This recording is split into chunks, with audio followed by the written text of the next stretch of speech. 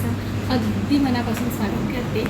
आज मी म्हटलं एक थोडंसं शूट करावं। आम्ही जरा बाहेर देवदर्शनासाठी चाललो आहे। ह्यांची सुट्टी आहे। आम्ही खारावड्याला चाललो आहोत। तिकडे मग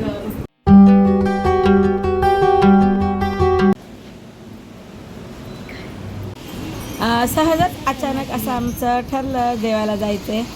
आणि मग झटपट आम्ही घरातली सगळी कामं उरकली, सगळ्यांच्या आंघोळ्या वगैरे झाल्या आणि आता आम्ही बाहेर फिरायला जायचंच होतं। मग देवाचं पण निमित्त मिळालं आणि मग आम्ही देवाला जायला निघालो।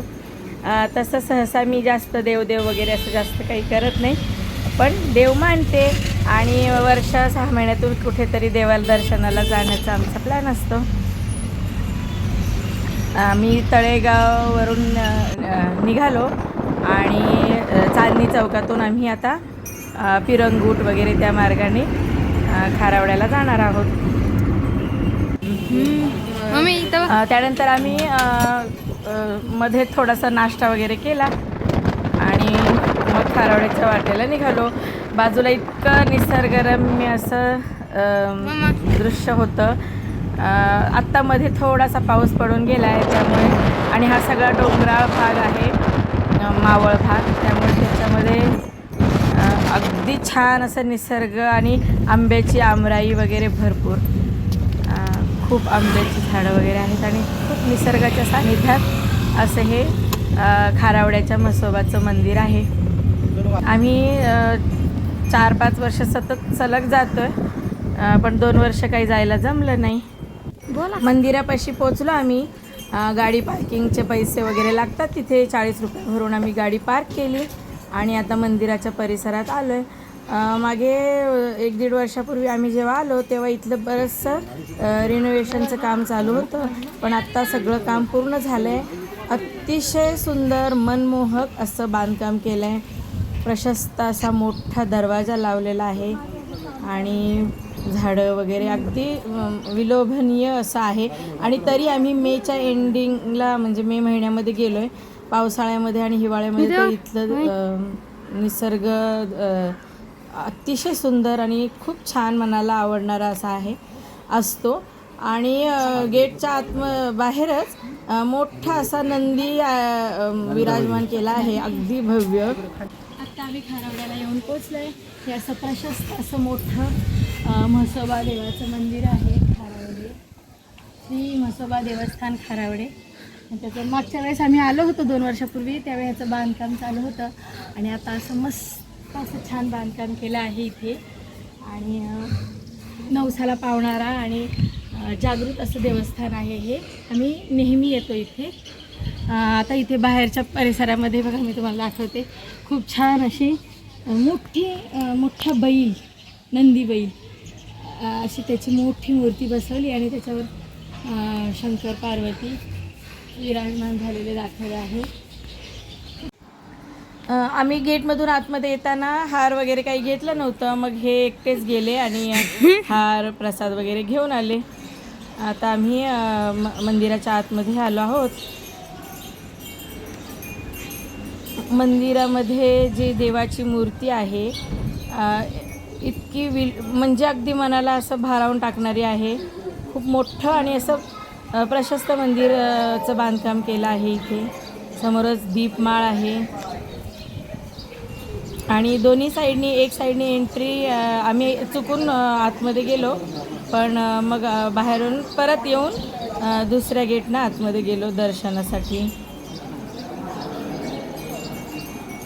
मंगळवार होता त्यामुळे भरपूर लोक आली होती दर्शनाला। देवाकडे जायचं, देवाला आपल्या मनातलं काहीतरी, जे काही आपल्या मनामध्ये आहे ते सांगायचं आणि निश्चिंत होऊन घरी यायचं।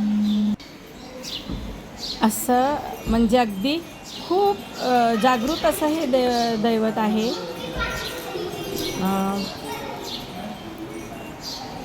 छान।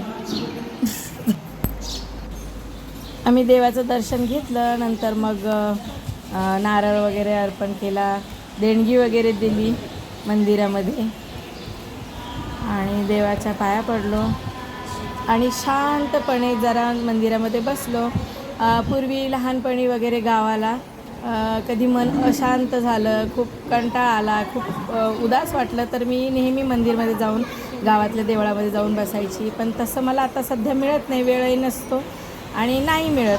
पण मग असं आम्ही कुठे गेलो तर मी मंदिरात नक्की बसते. मन शांत होतं, खूप छान वाटतं, हलकं हलकं वाटतं. आणि मग मंदिरातून पाया पडून वगैरे आम्ही बाहेर आलो. नंतर दुसऱ्या एका गेटनं खाली गेलो जिथे आणखी एक देवाचं मंदिर होतं.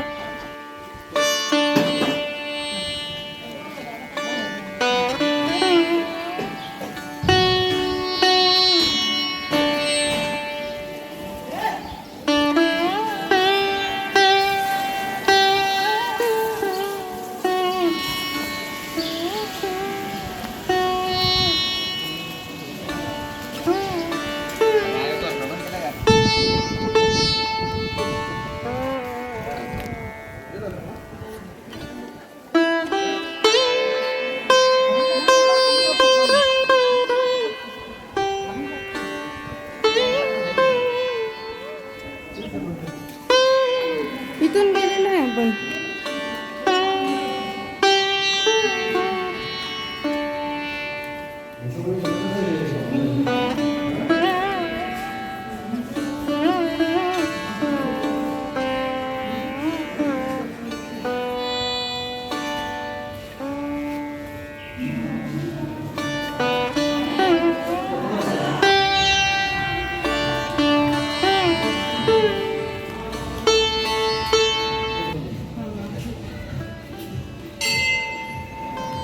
छोटंसं असं हिरोजी बाबाचं मंदिर आहे, तिथे दर्शन घेतलं आणि आम्ही मग तिथून निघालो. गेटच्या बाहेर आलो. गेटच्या एंट्रन्सला म्हणजे जिथून आपण बाहेर पडतो तिथेच एक मस्त असा सायलीचा वेल लावलेला होता. छान फुलं लागलेली होती त्याला, अगदी छान वास येत होता त्याचा सुगंध.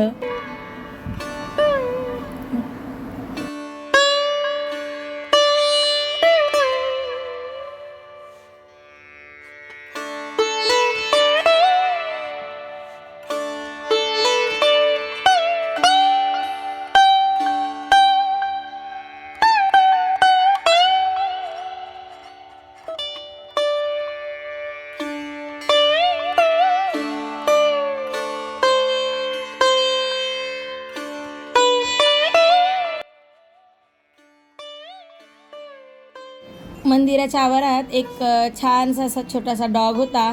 अगदी झोपला होता तो. ओम जाऊन आला, एक 2 बिस्किटचे पुडे घेऊन आला आणि त्याला खायला दिलं. म्हणतात ना मुक्या जनावराला खायला घातलं, एखादं बिस्किट खायला घातलं तर ते डॉग आपल्याला 3 वर्षापर्यंत आपलं ओळख विसरत नाही. पण जर मनुष्याला, लबाड माणसाला जर खायला घातलं तर तो किती आयुष्यभर जरी खायला घातलं तरी तो बेईमान होतो. तसंच काहीसा अनुभव आमच्या फॅमिलीला आहे. आम्ही रस्त्याच्या मुक्या जनावरांना भरपूर असं खायला घालतो, आमच्या घासातला घास खायला घालतो. आणि आम्हाला माणसांकडून जरी कमी प्रेम मिळत असलं तरी जनावरांकडून अगदी भरभरून प्रेम मिळतं आम्हाला, आणि आम्हाला तेच हवं आहे. मनुष्याचं प्रेम काही कामाचं नाही. कुत्रा हा प्राणी तर असा आहे की त्याला आपण एक घास खायला दिला तर तो आपल्याला आयुष्यभर ध्यानात ठेवतो. पण मनुष्याला, म्हणजे माजोरड्या मनुष्याला, ह्युमन बिईंग्सला जर विनाकारण आपण त्यांच्यावर खर्च केला, त्यांना खायला प्यायला घातलं तर ते 3 ताससुद्धा ध्यानात ठेवत नाहीत. फक्त मतलबासाठी आपल्या जवळ येतात. आणि मुकी जनावरं अगदी प्रामाणिकपणे, विश्वासाने आपल्या जवळ आलेली असतात. आम्ही त्यानंतर मग आम्ही मंदिरातून निघालो आणि रस्त्याला एवढे आंबेवाले विकायला बसलेल्या बायका आणि माणसं होती. आम्ही प्रत्येक ठिकाणी आंब्याचे भाव विचारले, जे आम्हाला आवडलं तिथं आम्ही आंबे खरेदी केले. कुठे हापूस आंबा होता तर कुठे गावठी गावरान गोटी आंबा होता. अगदी म्हणजे 7-8 ठिकाणी आम्ही आंब्याची खरेदी केली. आणि मुलांना गावचा आंबा कसा असतो ते खायला अगदी छान छान अशा टाईपचे आम्ही आंबे घेतले. आणि मध्येच मग काही असे ठिकाणं होती की जिथून रील्स बनवल्या, छान छान फोटो काढले. आणि मुलांनी गाडीमध्ये बसून भरपूर असे आंबे खाल्ले. काही आंबे खूप गोड होते तर काही कमी गोड, पण वेगवेगळ्या आंब्याचा आस्वाद घेतला मुलांनी. मी लहानाची मोठी गावी झाले. माझ्या गावाला शनिवारचा बाजार असायचा, त्यामुळे पाहिजे त्या प्रकारचे आंबे आमची आई घेऊन यायची बाजारातून. वर गावातल्या शेतकऱ्यांकडून पण आंबे घ्यायची आणि खूप सारे वेगवेगळ्या व्हरायटीचे आंबे खाल्ले आम्ही. पण माझ्या मुलं माझी मुंबईमध्ये लहानाची मोठी झाली आहेत आणि त्यांना फक्त काही ठराविकच क्वालिटीचे बाहेर घेऊन आयात केलेले आंबे त्यांनी खाल्ले. म्हणून म्हटलं ह्यावर्षी आपण इथं आहोत तर वेगवेगळे गावरान गावठी आंबे मुलांना खायला द्यावेत, त्याचा आस्वाद त्यांना घेता यावा. आणि म्हणून खूप सारे आंबे घेतले आम्ही आणि खूप मुलांना मजा आली. मग आम्ही तिथून निघालो. रस्त्यानं मस्त भाजीपाला वगैरे विकायला होता, थोडीशी भाजीपाल्याची खरेदी केली. पुन्हा आंबेही खरेदी केले, वेगवेगळ्या टाईपचे असे आंबे खरेदी केले आणि मग आम्ही घरी यायला निघालो. मस्त गाणी वगैरे लावून छान ऐकत ऐकत आम्ही घरापर्यंत येऊन पोचलो.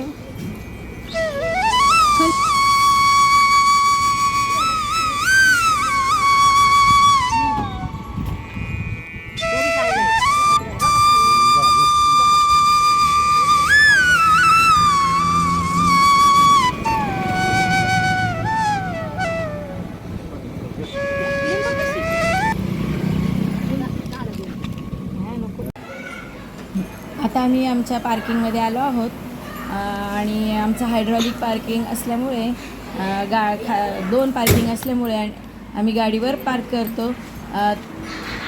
पुन्हा भेटूया अशाच एका नव्या ब्लॉगमध्ये. तोपर्यंत तुमची काळजी घ्या.